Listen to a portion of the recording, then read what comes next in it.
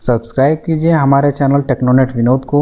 सामने bell icon को जरूर दबाइए लेटेस्ट वीडियोस की नोटिफिकेशन पाने के लिए। नमस्कार दोस्तों, आज के इस वीडियो में मैं आप लोग के लिए नए ट्रेड के बारे में पूरी जानकारी लेकर आया हूं। और दोस्तों, आज का जो ट्रेड है ये भी काफ़ी इम्पॉर्टेंट ट्रेड है आप लोगों के लिए, और ये भी मोस्ट पॉपुलर ट्रेड है। ये भी मैक्सिमम आईटीआई में ये ट्रेड आपको अवेलेबल मिलेगा, जिस ट्रेड का नाम है फीटर।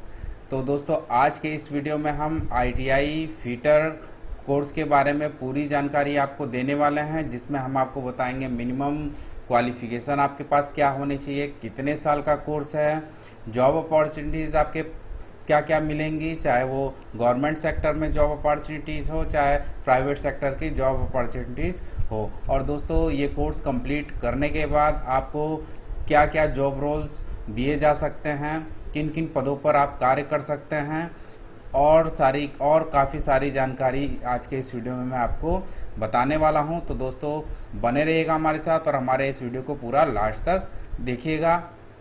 और दोस्तों, अगर आप हमारे YouTube चैनल पर नए हैं तो हमारे चैनल को सब्सक्राइब जरूर कर लीजिए, सामने बेल आइकन को जरूर दबाइएगा हमारी वीडियोज़ की लेटेस्ट नोटिफिकेशन पाने के लिए। मैं विनोद कुशवाहा और आप देख रहे हैं टेक्नोनेट विनोद। तो चलिए शुरू करते हैं। तो दोस्तों, ये जो ट्रेड है फीटर ट्रेड है, ये आईटीआई के इंजीनियरिंग ट्रेड में आता है।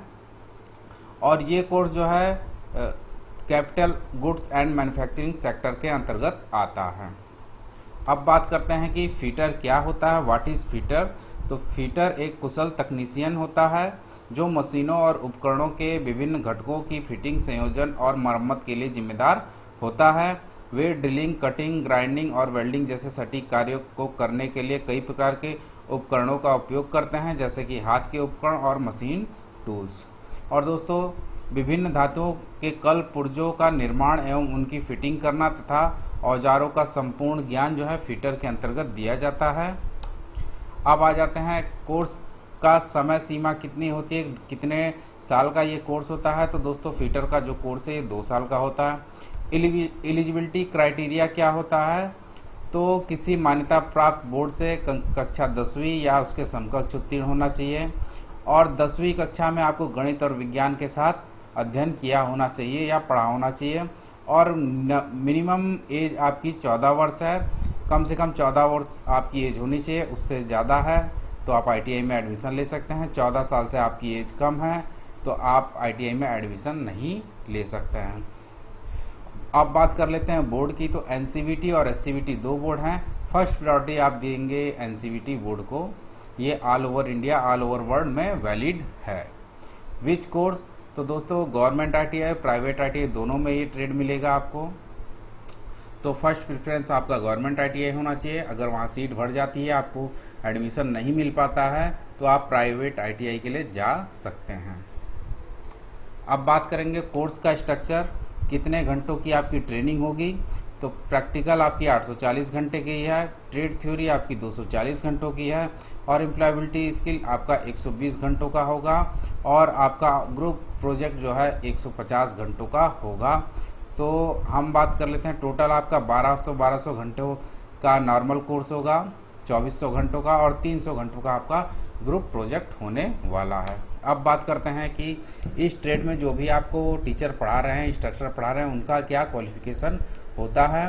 तो बीई या बीटेक किया होगा मैकेनिकल इंजीनियरिंग से, एआईसीटी अप्रूव्ड इंजीनियरिंग कॉलेज या यूनिवर्सिटी से, और कम से कम रेलिवेंट फील्ड में आपका उनका जो है 1 ईयर का एक्सपीरियंस होना चाहिए। उसके बाद आता है तो 3 ईयर का डिप्लोमा इन मैकेनिकल इंजीनियरिंग में किया होना चाहिए, recognised board of technical education से, और साथ ही साथ 2 साल का एक्सपीरियंस चाहिए होगा रेलिवेंट फील्ड में। तो दोस्तों, आपने आईटीआई किया है या फिर अप्रेंटिसशिप किया है, और साथ ही साथ आपको 3 साल का अनुभव है, तो आप इस ट्रेड में टीचर के लिए अप्लीकेबल हो सकते हैं। और जो टीचर पढ़ा रहे हैं तो वो भी आपके इस क्राइटेरिया में आते होंगे। और एसेंशियल क्वालिफिकेशन में अगर आरपीएल है या उन्होंने सीटीआई किया हुआ है तो उन लोगों को फर्स्ट प्रेफरेंस दी जाती है। अब बात करते हैं कि करियर प्रोग्रेशन पाथवे, प्रगति पथ, आगे आप क्या क्या कर सकते हैं आईटीआई फिटर्स का कोर्स करने के बाद तो फिटर के रूप में आप किसी उद्योग में शामिल हो सकते हैं, वरिष्ठ ऑपरेटर के तौर पे काम कर सकते हैं, सुपरवाइजर के रूप में आगे बढ़ सकते हैं और मैनेजर के पद तक आप जा सकते हैं। संबंधित क्षेत्र में आप एंटरप्रेन्योर बन सकते हैं और उच्चतर माध्यमिक प्रमाण पत्र प्राप्त करने के लिए आप NIS बोर्ड से 10+2 की परीक्षा में शामिल हो सकते हैं और सामान्य तकनीकी शिक्षा के लिए आगे जा सकते हैं। आप पॉलिटेक्निक के लिए लेटरल एंट्री के लिए अप्लाई, आप पॉलिटेक्निक कोर्स में लेटरल एंट्री के तहत एडमिशन ले सकते हैं।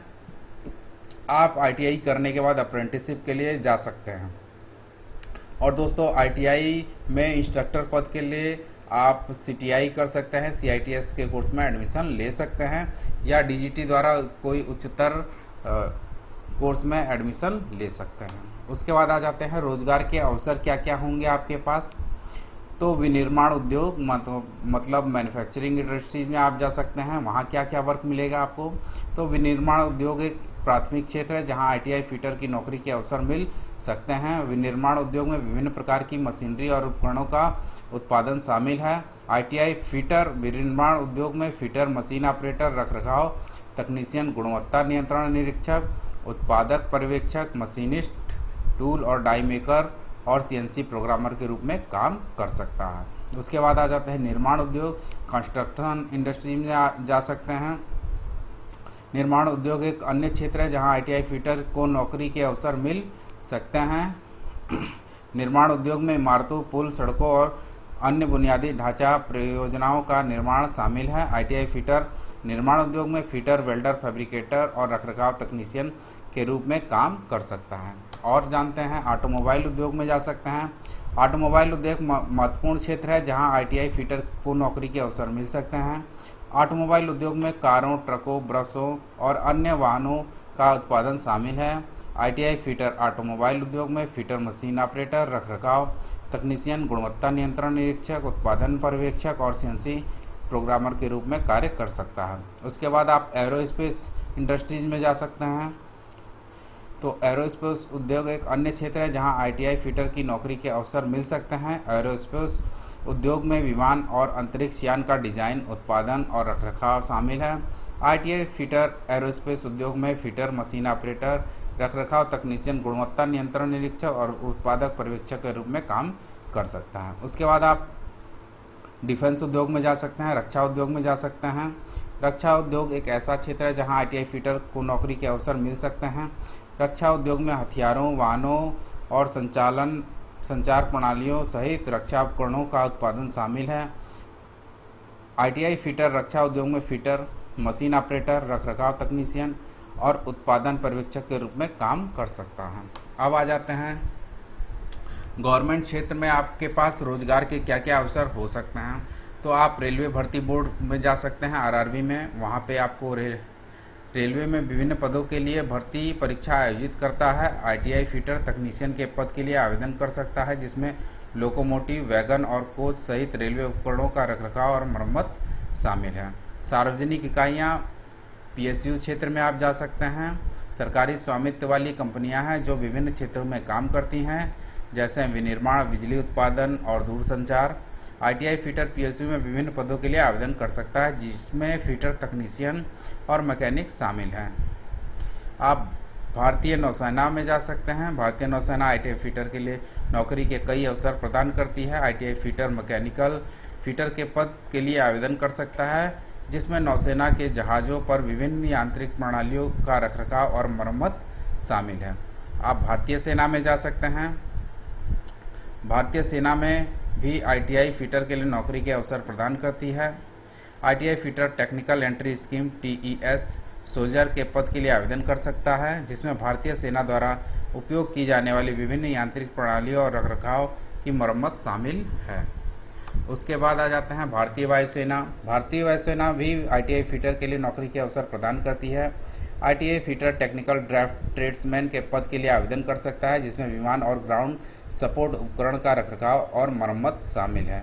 लोको निर्माण उद्योग PWD सरकारी भवनों और बुनियादी ढांचों के निर्माण और रखरखाव के लिए जिम्मेदार है। आईटीआई फीटर पीडब्ल्यूडी में फीटर मैकेनिक और तकनीशियन सहित विभिन्न पदों के लिए आवेदन कर सकता है। एसएससी के माध्यम से भी आप आवेदन कर सकते हैं, जिसमें सरकारी विभागों और मंत्रालयों में विभिन्न पदों के लिए भर्ती परीक्षा आयोजित करता है। आईटीआई फीटर एसएससी के माध्यम से फीटर मैकेनिक और तकनीशियन सहित विभिन्न पदों के लिए आवेदन कर सकता है। अंत में आईटीआई फीटर्स के पास सरकारी क्षेत्र में नौकरी के कई अवसर उपलब्ध हैं। वे भारतीय रेलवे, पीएसयू, भारतीय नौसेना, भारतीय सेना, भारतीय वायुसेना, पीडब्ल्यूडी और एसएससी के माध्यम से विभिन्न पदों के लिए आवेदन कर सकते हैं। जो उम्मीदवार सरकारी क्षेत्र में अपना करियर बनाने के इच्छुक हैं, उन्हें नौकरी की अधिसूचना पर नज़र रखनी चाहिए और अपनी योग्यता के अनुसार उपयुक्त पदों के लिए आवेदन करना चाहिए। अब आ जाते हैं कि अगर आप आईटीआई फीटर ट्रेड से करते हैं तो आप किन किन पदों के लिए जा सकते हैं। तो आप फीटर पद के लिए जा सकते हैं। एक फीटर मशीनों और उपकरणों के विभिन्न घटकों को जोड़ने और स्थापित करने के लिए जिम्मेदार होता है। वे ड्रिलिंग, कटिंग, ग्राइंडिंग और वेल्डिंग जैसे सटीक कार्यों को करने के लिए कई तरह के हैंड टूल और मशीन टूल्स का उपयोग करते हैं। आप मशीन ऑपरेटर के तौर पर कार्य कर सकते हैं। मशीन ऑपरेटर एक निर्माण सेटिंग में मशीनों और उपकरणों के संचालन और निगरानी के लिए जिम्मेदार होता है। वे सुनिश्चित करते हैं कि मशीनें सुचारू रूप से चल रही हैं और उत्पादन लक्ष्यों को पूरा किया गया है। रखरखाव तकनीशियन के रूप में आपका जॉब कर सकते हैं। एक रखरखाव तकनीशियन मशीनों और उपकरणों के रखरखाव और मरम्मत के लिए जिम्मेदार होता है। वे समस्याओं का निदान करते हैं, दोषपूर्ण भावों को बदलते हैं और सुनिश्चित करने के लिए निवारक रखरखाव करते हैं कि मशीनें सुचारू रूप से चल रही हैं। उसके बाद गुणवत्ता नियंत्रण निरीक्षक के रूप में आप कार्य कर सकते हैं। एक गुणवत्ता नियंत्रण निरीक्षक तैयार उत्पादों का निरीक्षण करने और यह सुनिश्चित करने के लिए जिम्मेदार होता है कि वे कंपनी द्वारा निर्धारित गुणवत्ता मानकों को पूरा करते हैं। वे उत्पादों के आयामों और विशिष्टताओं की जांच करने के लिए माप उपकरणों की एक श्रृंखला का उपयोग करते हैं। उसके बाद आ जाते हैं उत्पादन पर्यवेक्षक, मतलब उत्पादन सुपरवाइजर के तौर पे आपको जॉब रोल मिल सकता है। एक उत्पादन सुपरवाइजर उत्पादन प्रक्रिया के प्रबंधन और उत्पादन लक्ष्यों को पूरा करने के लिए सुनिश्चित करने के लिए जिम्मेदार होता है। वे मशीन संचालकों और फीटर के काम की देखरेख करते हैं और यह सुनिश्चित करते हैं कि मशीनें सुचारू रूप से चल रही हैं। मशीनिस्ट के तौर पे मशीनों और उपकरणों के लिए सटीक भागों का उत्पादन करने के लिए मशीनिस्ट ऑपरेटिंग मशीन टूल जैसे लेथ, मिलिंग मशीन और ग्राइंडर के लिए जिम्मेदार होता है।